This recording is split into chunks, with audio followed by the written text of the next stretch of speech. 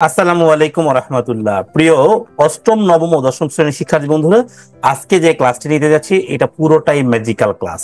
ওকে, আজকের এই ক্লাসে আমি ন্যারেশন শেখাবো তোমাদেরকে। তবে মনে রাখবে, এই যে ন্যারেশন শেখাবো এই ন্যারেশন একটা ম্যাজিক রয়েছে। ওকে, ন্যারেশনে জানতে হবে না টেন্স, হ্যাঁ, জানতে হবে না তোমাকে হাজার হাজার রুলস, একটা করে রুলস, একটা করে প্যাটার্ন শেষ। ওকে, অনেক মজা করে শিখতে পারবে তোমরা এই ন্যারেশনটি টেন্স ছাড়াই। সো তোমরা ভিডিওটি যদি এনজয় করতে চাও অবশ্যই শুরু থেকে শেষ পর্যন্ত দেখতে হবে। টানাটানি কাটাকাটি করলে কোনো লাভ হবে না। আমরা জানি সাধারণত ন্যারেশন দুই প্রকার, তাই না? ডিরেক্ট এবং ইনডিরেক্ট। প্রিয় শিক্ষার্থী, মূল আলোচনা যাচ্ছি। তবে মূল আলোচনা যাওয়ার আগে আমার এই ভিডিওটি তোমরা অবশ্যই শেয়ার করবে, কমেন্ট সেকশনে কমেন্ট করবে তোমরা কে কোন স্কুল থেকে দেখছো এবং তোমাদের স্কুলগুলো কোন জেলায়, এটা লিখলে আরো বেশি ভালো হয়। ওকে, প্রিয় শিক্ষার্থী, শুরু করছি। হ্যাঁ, ন্যারেশন কত প্রকার? দু প্রকার, তাই না? আচ্ছা, একটা হলো ডিরেক্ট আর একটা কি ইনডিরেক্ট। মনে রাখবো, যখন কোনো কথাকে পরিবর্তন না করে অবিকল ভাষায় বলা হয় সেটা হলো ডিরেক্ট স্পিচ, সেটা হবে কি ডিরেক্ট স্পিচ। আচ্ছা, আর ডিরেক্ট স্পিচ গুলোকে ইনভার্টেড কমা এর ভিতরে রাখা হয়। তার মানে এইখানে দেখো, এই যে ইনভার্টেড কমা দেখছো, এই যে কমা, এই কমার ভিতরে যে অংশটা রয়েছে সেটা হলো কি আমাদের রিপোর্টেড স্পিচ, সেটা হবে কি রিপোর্টেড স্পিচ। কমার ভিতরে রাখা হয়েছে, এই জন্য বক্তার বক্তব্যের এই অংশকে কি বলা হবে? Reported speech. So reported speech কোনটা? কমার ভিতরে যেগুলো লেখা থাকে। কি বুঝতে পারছি? আর বক্তার বক্তব্যের বাহিরের অংশকে বলা হবে রিপোর্টিং ভার্ব, মানে কমার বাহিরে যে অংশটা থাকবে সেটাকে আমরা বলবো রিপোর্টিং ভার্ব।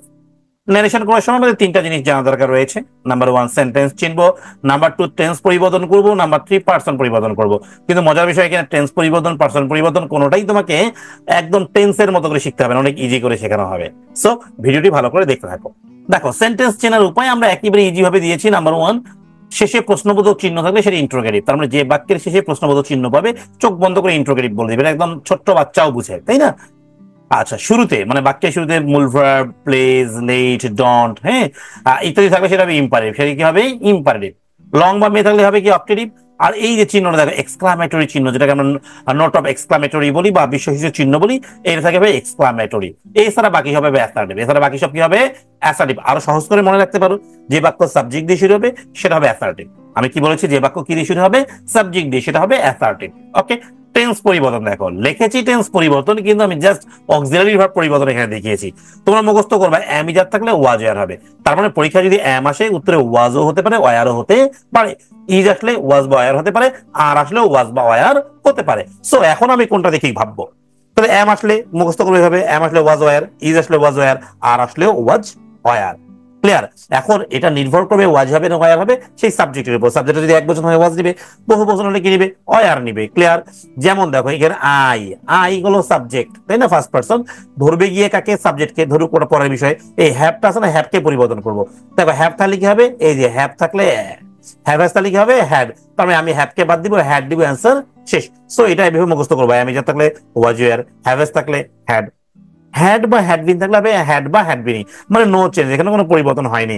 হ্যাড থাকলে অ্যান্সার হ্যাডই হবে, হ্যাডবিন থাকলে হ্যাডবিনই হবে।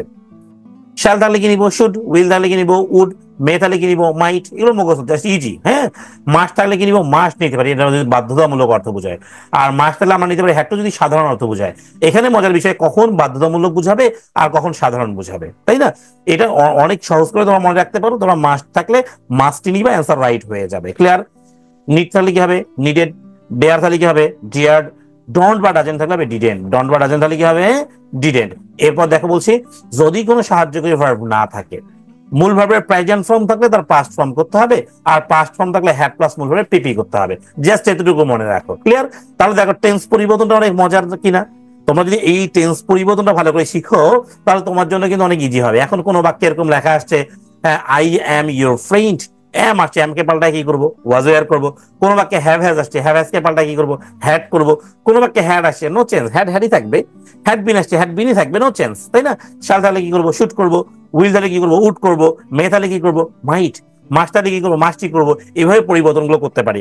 আবার দেখা গেলো যদি কোনো সাহায্যকারী ভার্ব না থাকে, প্রেজেন্ট, তাহলে আমরা কি করবো? পাস্ট করবো। যেমন দেখা যায় যদি একটা উদাহরণ এরকম আসে, আই লাইক ইট। এখন বলো, এখানে লাইক, এখানে কোনো সাহায্যকারী ভার্ব কি আছে? এখানে নেই। যদি কোনো সাহায্যকারী ভার্ব না থাকে আমরা মূল ভার্বের দিকে দেখবো। এখানে মূল ভার্ব কোনটা? লাইক। লাইক হলো প্রেজেন্ট, প্রেজেন্ট হলে কি করতে হবে? এই যে পাস্ট করতে হবে। আর যদি পাস্ট থাকতো, লাইক থাকতো, তাহলে আমাকে কি করতে হতো? অ্যান্সার নিতে হতো হ্যাড আর মূল ভার্বের পিপি। ওকে, কে ক্লিয়ার? বুঝতে পারছো ব্যাপারটা? তাহলে এই পর্যন্ত সবাই একটু ভালো করে মুখস্থ করো। এটা কিন্তু এক ক্লাসে বোঝানো উচিত নয় এবং তোমারও বোঝা উচিত নয়।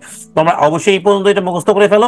আগামী দিন, হ্যাঁ, আগামী ক্লাসে আমি নেক্সট পার্টটি বুঝাবো। তোমরা যারা নেক্সট পার্টটি পেতে চাও অবশ্যই কমেন্ট করবে। কমেন্ট না করলে কিন্তু ক্লাস পাবে না। ক্লিয়ার? বুঝতে পারছো? এবং আমার কিন্তু পেইড কোর্স চলছে।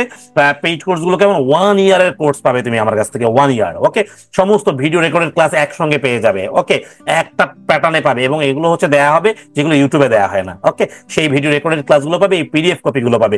এগুলো সবগুলো পেতে চাইলে তোমরা স্ক্রিনে দেখানো নাম্বারে যোগাযোগ করো, আর যোগাযোগ করে আরো বিস্তারিত জানতে পারবে। আশা করছি সেই ভিডিওগুলো পেলে, সেই নোটসগুলো পেলে তোমাদের ইংরেজি প্রাইভেট নিয়েও আর কোনো টেনশন থাকবে না। প্রিয় শিক্ষার্থী, তোমরা যারা নবম ও দশম শ্রেণীতে বর্তমান রয়েছো, তোমরা যদি সেরাদের সেরা হতে চাও তাহলে অবশ্যই এই ভিডিওটি তোমার জন্য। তোমরা যারা এসএসসি 26 বা 27 সালে দিবে, তোমাদের অর্ধবার্ষিক ও বার্ষিক পরীক্ষার প্রস্তুতি সহ চূড়ান্ত প্রস্তুতি কোর্স চালু করেছি আমি একসঙ্গে। এই কোর্সে নিশ্চিত করা হবে তোমার 90% প্লাস মার্ক, যা নিশ্চিত করতে প্রয়োজন হবে হ্যান্ড নোটস, যেগুলো আমি প্রদান করব।